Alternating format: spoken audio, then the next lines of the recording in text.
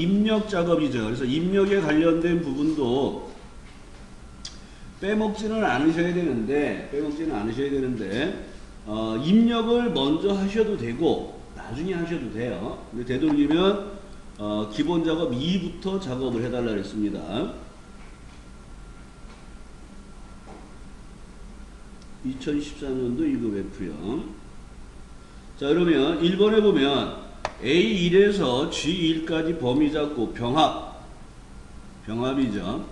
그 다음에 가운데 맞춤 들어가고 글꼴 HY 중고딕 헐 HY 지금 이제 그 중고딕. 자, HY 중고딕 키보드를 입력하고 엔터 치는 게 빠르다 그랬습니다. 크기 18도 없으니까 쓰고 엔터.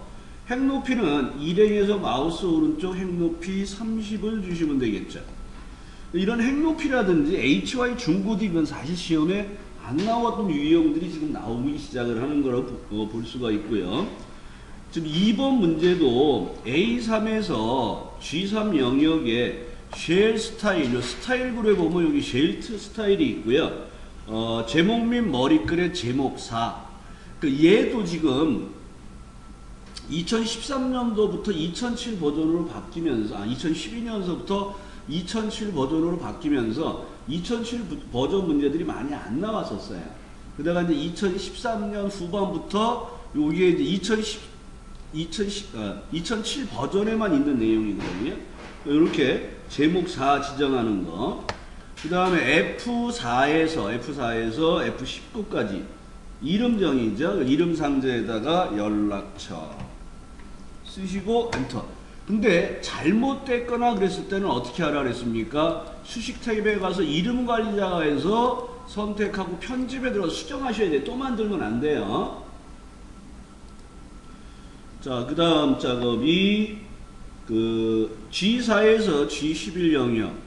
예, 사용자 지정에서 문자 뒤에 코참. 홈에 들어가서 표시 형식의 셀 서식이 들어가야 되겠죠. 그래서 여기 표시 형식 사용자 지정. 문자 뒤에 특정한 내용을 넣을 때 쓰는 게 골뱅이잖아요. 그리고 여기서 들어가는 내용 자체가 골뱅이가 포함된 거잖아요. 그래서 이걸 쓰셔야 돼요. 그 다음에 KORCHA 코참이라 그래서 대한상공회의소를 의미하죠. 넷 하고 다운표. 왜 아무도 얘기를 안 해주고 계셨을까? KOR.net 하고 다운표 닫고. 그래서 이 골뱅이를 한 번 쓰고 나서 뒤에 골뱅이를 안 쓰는 경우에는 꼭 쓰셔야 된다는 거. 자, 그러면 기본 작업 2가 끝났죠. 그 다음에 기본 작업 3이 들어왔네요. 자, 기본 작업 3 고급 필터네요. 와인 수입 현황 표에서 레드, 구분이 레드이고 판매량이 2만 이상인 데이터를 고급 필터. 고급 필터로 항상 여러분들이 조건을 먼저 하셔야 돼요. 조건이 뭐예요? 구분이 레드이고 판매량, 여기 판매량이 여기 있네요. 컨트롤 키를 이용해서 두 군데를 같이 선택하시고 어디죠? A24에다 컨트롤 V를 붙이면 두 개가 같이 들어와요. 그 다음에 레드도 쓰지 말고 복사해서 붙이고. 근데 구분이 레드 이거니까 엔드 현상이랑 같은 줄에 써야 돼요. 그리고 여기에다가 크거나 같다 2만이라고 쓰시고. 그 다음에 목록 범위에 포인트를 두시고 데이터 탭에 들어가서 고급을 누르면 얘가 범위를 다 잡아줘요. 꼭 확인하셔야 돼요. 여기에 병합된 부분이나 이런 부분이 있으면 안 돼요. 그리고 다른 장소에 복사를 선택하고 조건 범위 지금 만든 부분 잡으시면 되고요. 그 다음에 복사 위치를 A28을 클릭하시고 확인하면 원하는 데이터들만 뽑아져 나오는 거죠. 조건에 맞는. 그 다음에 변형 문제로 실제 더 많이 나오는 건 뭐냐 그러면 데이터를 다 뽑는 게 아니라 요렇게 제품 코드에 따른 수입가와 판매가만 뽑아주세요. 이 조건에 맞는. 그러면 요렇게 뽑을 것들을 미리 갖다 놓으셔야 돼요. 그리고 똑같이 고급 필터를 실행해서 다른 장소에 복사해서 뽑으면 요 세 개만 이렇게 나오는 거예요. 요것도 시험에 자주 나와요. 고급 필터가 나오면. 그래서 해당되는 필드면들만 뽑아 놓으셔야 된다는 거예요. 그 다음에 이제 분석 작업 들어가는 거죠. 자, 분석 작업 이래는 데이터 통합이네요. 그러니까 우리가 맨날 데이터 통합할 때 보면 요렇게 추가, 요렇게 추가 그러는데 얘는 표가 하나짜리예요. 하나인데 1월 데이터, 2월 데이터, 3월 데이터, 4월 데이터가 있잖아요. 얘를 여기다 그냥 통합하라는 얘기죠. 범위 잡으시고 데이터 탭에 통합. 조건은 합계점, 평균이네요. 평균을 하고 참조 범위가 이 여기에 있는 고국명서부터 이렇게 4개만 잡으시면 돼요. 1월은 앞에 있잖아요. 이거 잡지 마시고 고국명서부터 범위를 선택하시고 추가한 다음에 꼭 첫 행 왼쪽 료를 체크를 해달라 했죠. 그리고 확인하시면 통합 작업이 끝나고요. 두 번째 작업은 시나리오네요. 자, 시나리오는 항상 뭐부터 한다? 이름 정의 B6 클릭하시고 판매가. 그러면 이렇게 하셔도 돼요. 범위를 이렇게 잡고 수식의 선택 영역에서 이름 정의를 하는 거예요. 왼쪽 열. 그러면 여기가 판매가로 들어갑니다.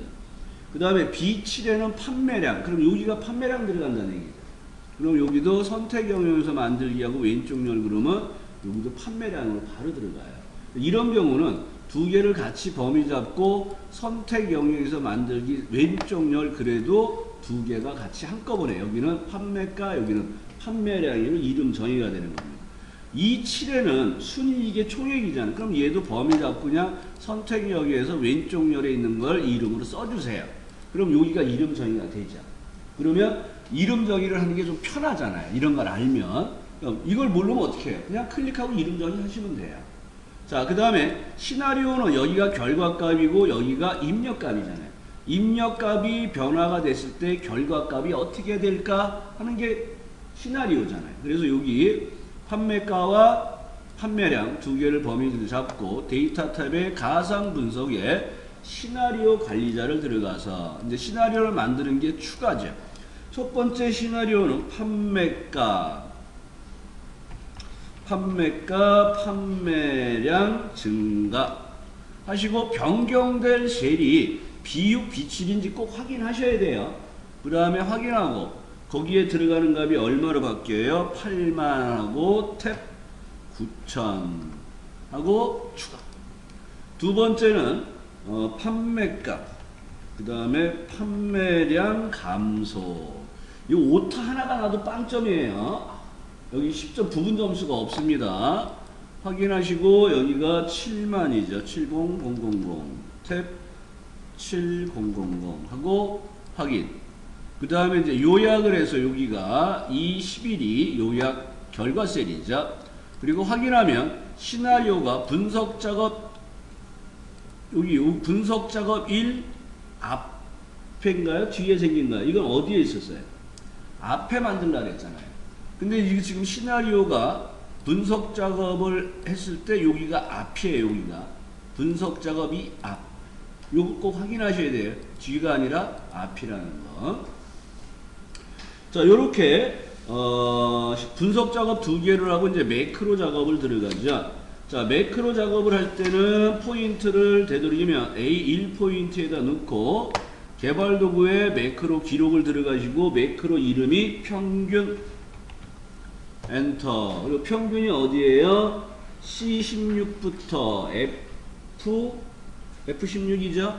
까지 범위 잡고 홈 탭에 보면 여기 자동 계산에 보면 평균이라는 게 있어요. 그러니까 범위를 잡고 평균을 누르면 얘가 알아서 평균을 다 잡아줘요. 범위 풀고 뭐예요? 개발 도구에서 기록 중지하고. 그리고 나서 도형 사각형의 모서리가 둥근 것을 H3부터 I5까지 미리 범위를 잡고 그리는 게 좀 편하다 그랬습니다. 도형에서 모서리가 둥근 걸 선택하고 뭘 누르고 그리라 그랬습니까? Alt 킬 누르고 그리시고 여기에 텍스트를 평균으로 입력 이걸 잘 보셔야 돼요. 10번에 9번은 쓰라고 한 번은 안 쓴다 그랬습니다. 그리고 마우스 오른쪽 단추 누르고 매크로 지정 평균. 그 다음에 다시 A1포인트에 놓고 개발 도구에 매크로 기록을 누르시고 두 번째 매크로가 뭡니까? 서식 하시고 확인. 그 다음에 범위는 A3부터 F3까지 쉘 스타일 홈 탭에 쉘 스타일에서 강조색 3번 여기 보면 강조색 3번이라고 있죠. 그러니까 얘도 요 쉘 스타일이 2007 버전 문제예요. 그전에는 안 나왔던 문제들이잖아요. 지금 여러분들이 공부한 내용 중에서는 이 작업을 한 적이 거의 없었잖아요. 무슨 얘기인지 아시겠죠? 그래서 이것도 기억을 해주시고 강조색 3번 넣어주시고 범위 풀고 개발도구 기록 중지하시고 도형이 H8부터 I10까지네요. 그래서 미리 범위를 잡고 또 삽입에 모서리가 둥근 사각형을 Alt 키를 이용해서 그려주시고 여기에 서식이라고 입력을 하라 그랬죠. 서식. 그리고 마우스 오른쪽 매크로 지정 서식. 그리고 얘를 한번 눌러보고 얘를 한번 누르면 이 포인트가 왔다 갔다 해서 바뀌잖아요. 그럼 그냥 넘어가세요. 괜히 뭐 지우고 삭제하고 하면서 사고 내지 마시고. 그 다음에 이제 차트 작업이잖아요. 자, 접수번호 계열을 삭제하라 했어요. 접수번호가 여기 어디 있어요? 없잖아요. 잡을 수가 없네요. 그죠? 그러면 마우스 오른쪽 데이터 선택에 들어가서 보면 여기 접수번호라고 있잖아요. 여기 있죠? 얘를 뭐예요? 삭제. 그러면 여기에 접수번호가 없어지는 거예요. 데이터 선택에 가서 하시면 돼요. 그 다음에 가로 항목축을 그림과 같이 지정하세요. 지금 가로 항목축이 1, 2, 3, 4, 5, 6이 되어 있는데 이 사람 이름으로 놓아달라는 거잖아요. 사람 이름. 그러면 아까 데이터 선택에 들어갔을 때 지금 여기를 보면 여기 보면 1, 2 얘네들이 선택이 된 게 1, 2, 3, 4, 5, 6이잖아요. 범위가 틀린데 지금 여기 보면 진료비 주사비 여기가 1번 2번이 선택이 된 거고요. 그 다음에 여기가 몇 번이 된 거예요? 6번 7번 8번 9번의 사람 이름이 유시연까지 된 거잖아요. 무슨 얘기인지 아시겠죠? 그러면 여기를 범위를 잡으시고 여기를 범위를 잡으시고 가로 항목축을 사람 이름으로 둘 잡고 컨트롤 누르고 유시연부터인가요? 신서준부터인가요? 신서준부터 윤시연까지 4명 이렇게 범위를 잡아주면 여기가 바뀌죠. 가로 항목축이. 그리고 확인을 해보면 여기가 이렇게 사람 이름으로 바뀌는 거예요. 그러니까 여기는 이제 1번을 이제 못할 수가 있겠네요. 그러면 1번을 못하고 그냥 2번부터 하세요. 1번 2점 감점 내는 거니까.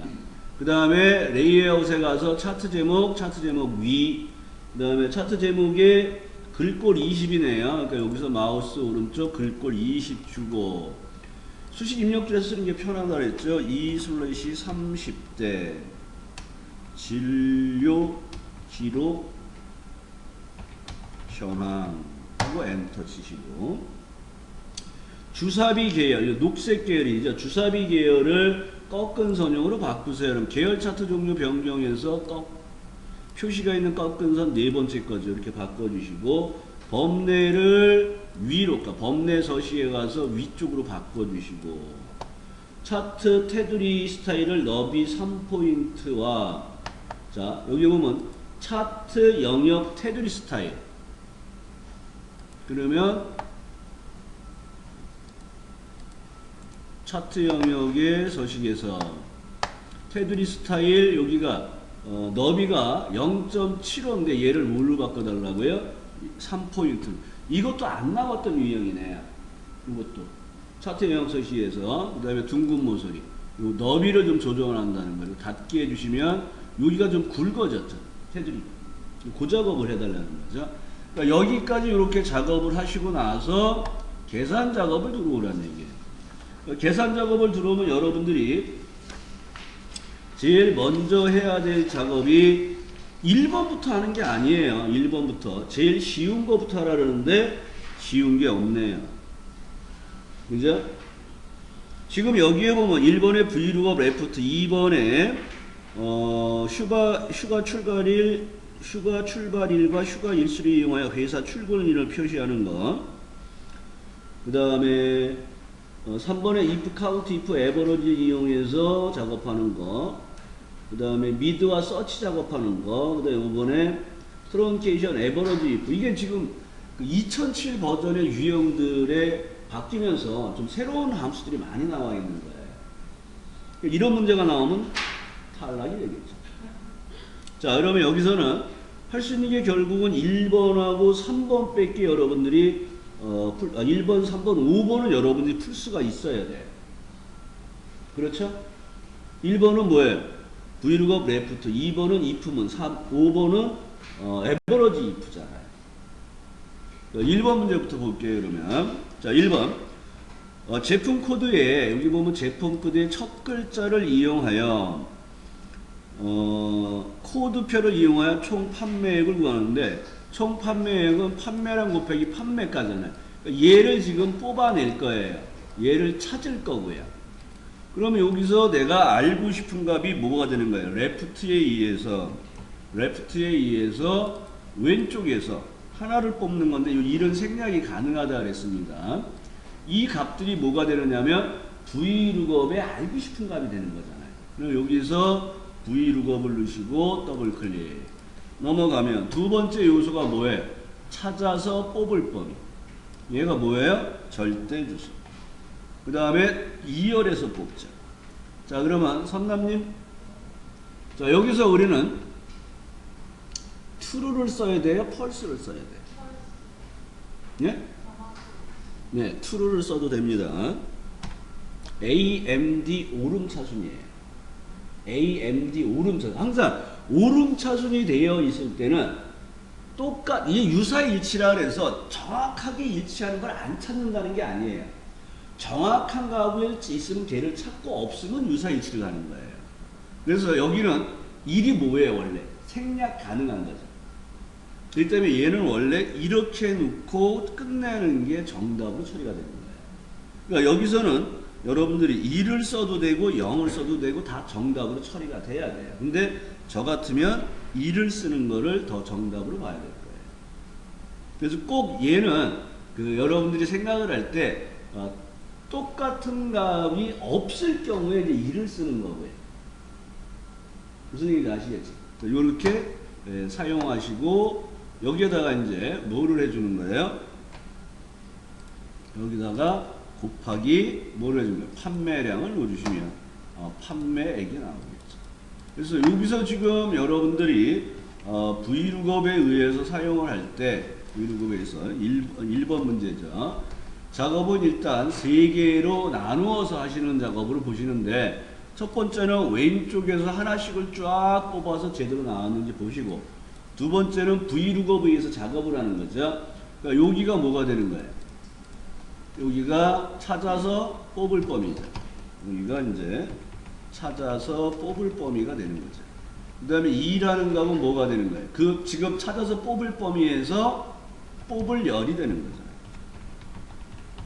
그런데 여기에 1은 유사일치잖아요. 유사일치를 쓸 수 있는 이유가 뭐예요? 오름차순되어 있을 때 쓸 수 있다는 얘기예요. 그러니까 유사일치라고 해서 똑같은 값을 안 찾는다는 건 아니에요. 똑같은 값이 있으면 걔를 먼저 찾는 거예요. 그리고 없으면 작은 값으로 찾아가는 거예요. 그래서 여기는 0을 써도 정답이고 2를 써도 정답으로 봐야 될 것 같습니다. 그 다음에 3번 문제 보겠습니다. 총 휴가 일수에서 사용 일수를 뺀 일수가 8일 이상이면 휴가 독촉, 8일 미만에서 4일 이상이면 휴가 번장, 4일 미만이면 공백으로 처리하세요. if, count, if, average, if 중 알맞은 내용을 쓰세요. 지금 뭔 소린지를 모르겠어요. 그죠? 근데 여기 보면 사용 일수라는 게 있어요. 총 휴가 일수가 여기 있습니다. 총 휴가 일수에서 사용 일수를 빼요. 그러면 여기서 비고에서 일단 작업을 해볼게요. 총 휴가 일수에서 여기 있잖아요. 빼기 사용 일수를 빼요. 그리고 엔터. 그러면 여기는 1서부터 값들이 나오는데 얘를 쭈루룩 채우면 값이 이상해지잖아요. 왜요? 요 16이라는 값은 변하면 안 되는 값을 갖고 있는 뭐가 돼야 돼요? 절대 주소가 되는 거죠. 그리고 얘를 쭉 채웠더니 총 휴가 일수에 사용 일수에 남은 일수가 나왔잖아요. 그럼 여기서는 카운트 if하고 에버러지 if는 쓸 이유가 없네요. 그렇죠? if문만 쓰면 되는 거예요.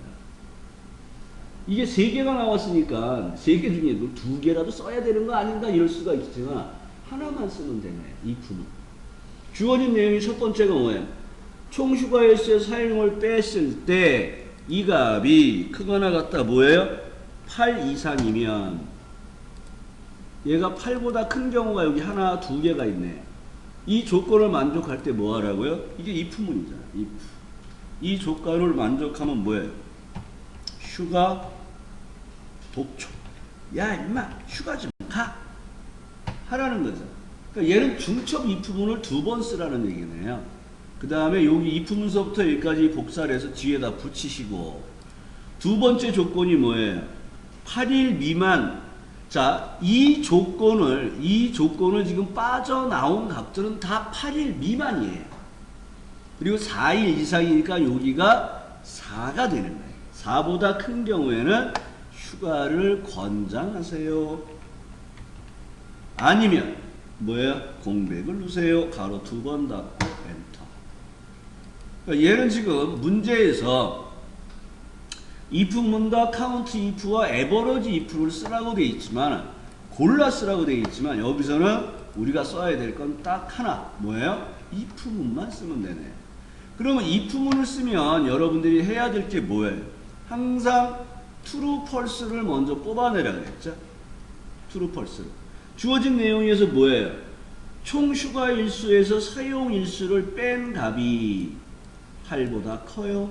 근데 총 휴가 일수가 있는 값이 채워서 내려갈 때는 얘가 값이 변하면 안 되기 때문에 절대 주소를 넣어야 된다는 걸 좀 기억하시고, 그리고 나서 if문을 첫 번째 if문을 완성하시는 거잖아요. 얘가 8보다 크다는 조건이 됐을 때 if문 넣으시고 참일 때가 뭐예요? 휴가 독촉이잖아요. 그러면 이걸 뭐를 하는 거예요? 얘를 그대로 다시 한번 복사해서 여기다 뒤에다 붙여놓고 뭐예요? 8을 뭘로 바꾸는 거예요? 4로 바꾸고. 중첩 if문은 복사해서 붙이고 변경하는 거예요. 8을 4로 변경하고 휴가 독촉을 휴가 권장으로 바꾸고 맨 뒤에 뭐예요? 공백을 추가하시고 가로 2개 닫고 끝내는 거예요. 중첩 if문 사용하는 방법이라 그랬습니다. 그 다음에 이제 5번 문제를 봐야 되겠죠. 자, 성별이 남인 학생들의 영어 점수의 평균을 계산하라 그랬습니다. 자, 평균을 계산하는데 조건에 맞는 평균을 계산하는 거예요. 조건에 맞는 평균이니까 사용을 할 수 있는 게 뭐가 있냐면 D-에버러지가 있어요. D-에버러지. 그 다음에 에버러지 if가 있단 말이에요. 그러면 여기서는 에버러지 if를 사용하는데 평균 점수는 반올림 없이 정수로. 그럼 뭐예요? 벌이란 얘기예요. 소수점 한 자리에서. 그러니까 여기서는 는 하시고 에버러지. 그러면 에버러지 if가 나오죠. 자, 에버러지 if는 3가지 인수로 구성되어 있습니다. 첫 번째는 뭐예요? 조건을 비교할 범위. 그러니까 성별 중에서 조건을 써야죠. 조건이 뭐예요? 하고 나머지가 뭐예요? 세 번째가 영어 점수의 평균이니까 계산 범위를 넣어주세요. 계산 범위. 영어 점수. 그리고 엔터를 치면 성별이 남자의 영어 점수의 평균이 나온단 말이에요. 그런데 얘는 뭐 해달라고요? 소수점 자리를 반올림하지 말라 그랬어요. 버려달라는 거예요. 콤마 0. 85가 되는 거죠. 그러면 여기서 지금 여러분들이 5번 문제에서 사용하는 작업이 2번 작업으로 나눠서 하세요. 그래서 먼저는 에버러지 작업을 먼저 해야 돼요. 에버러지 if. 이 에버러지 if의 첫 번째 범위가 뭐예요? sum if 공부한 거 기억하셔야 돼요. sum if하고 똑같은 형식이라 그랬잖아요. 첫 번째가 뭐예요? 조건을 비교할 범위라 그랬습니다. 두 번째 인수가 뭐라 그랬어요? 요거는 조건이잖아요. 그 범위 안에서 남자들을 찾아주세요. 그리고 세 번째가 뭐라 그랬습니까? 이게 계산할 범위예요. 평균 중에서 무슨 평균을 구한 거? 영어의 평균이잖아요. 영어 점수의 범위를 잡았잖아요. 그리고 나머서 트런케이션은 뭐라 했습니까? 버림. 그러니까 반올림도 아니고 올림도 아니고 내림도 아니고 얘는 버림이에요. 그 정수 자리를 표시하니까 소수점 자리가 없어야 되잖아요. 그래서 0을 넣어주시는 거예요. 이렇게 세 문제 풀고 합격하시면 돼요. 2번, 4번 문제는 안 푸시면 되겠죠. 안 풀면. 자, 2번 문제는 보겠습니다. 자, 2번 문제는 표 2에서 휴가일과 휴가일수를 이용하여 회사 출근일을 표시하세요. 토요일, 일요일은 제외되고요. 이 데이트, 데이즈 360, 워크데이를 알맞은 함수를 쓰세요. 이 문제는 저도 처음 보네요. 그럼 2번 문제를 보면 자, 휴가 출발일이 있고 휴가 일수가 있어요. 그럼 이 사람은 언제 출근을 해야 되는가? 이게 아마 워크데이를 쓰는 것 같은데요. 특정 시작일의 전이나 후의 날짜 수에서 주말이나 휴일을 제외한 날짜 수, 즉 평일 수를 반환합니다. 그러니까 여러분들이 여기서 보면 이 사람이 4월 1일 날 출발을 했어요. 근데 휴가를 4일을 줬어요. 그럼 이 중에 토요일, 일요일은 휴가에서 빠져야 되죠. 그렇죠? 그리고 나서 이제 나머지 일수를 구한단 말이에요. 그러니까 여기 보면 스타트, 그러니까 마법사 들어가 볼게요. 처음에는 뭐예요? 시작 날짜입니다. 두 번째는 뭐예요? 스타트 데이트 전이나 후에 주말이나 휴일을 제외한 날짜 수입니다. 4일이죠. 그리고 홀리데이는 뭐 신경 쓸 필요 없이 확인을 하면 얘는 4월 1일 날 휴가를 출발했는데 휴가가 4일이란 말이에요. 근데 얘는 4월 7일 날 출근을 해야 된다는 거예요. 중간에 뭐가 있다는 얘기예요? 토요일, 일요일이 있다는 얘기죠. 그리고 얘를 쭈르륵 채워주시면 돼요. 그래서 요거는 이제 그 워크데이라는 함수인데 얘도 지금 처음 나온 문제예요. 그러니까 실제 여러분들이 계산 문제가 5문제가 나오면 한 문제는 포기를 하라 그랬죠. 그리고 2문제에서 3문제까지 풀고 운이 좋으면 4문제까지 풀 수 있다. 이렇게 생각을 하시면 돼요. 그 다음에 이제 4번 문제도 미드와 서 예? 지금 같은 4월 1일이 밑에 사람은 8일인데 똑같은 출근이 4월 7일. 예. 네, 그러면은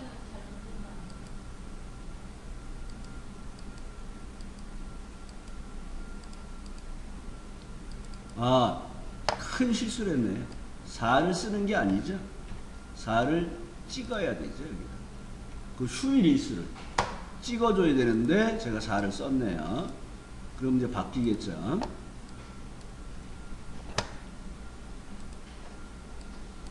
저도 처음 본 문제라 당황했어요. 자, 4번 문제 볼게요. 이메일이 있는데 골뱅이 앞에 있는 문자만 추출하려고 해요. 자, 그러면 특정한 값들을 뽑을 때 사용하는 게 미드잖아요. 그러면 여기에서 우리가 미드를 사용했고 여기서 뽑을 때는 몇 개를 뽑는 거예요? 6개. 여기서 뽑으려고 그래. 그럼 여기는 몇 개를 뽑는 거예요? 7개를 뽑잖아요. 또 왜 하이퍼링크가 생기고 그래. 그 다음에 여기 같은 경우는 7개, 여기는 5개, 여기는 4개잖아요. 그러니까 뽑고자 하는 문자 수가 틀려요. 그런데 뭐가 있어요? 골뱅이라는 게 있단 말이에요. 그러니까 골뱅이가 몇 번째 있는지를 찾아서 그 값을 빼주면 되는 거예요. 그래서 여기서는 search라는 함수를 사용합니다. 먼저 자, search를 한번 써볼게요. SE.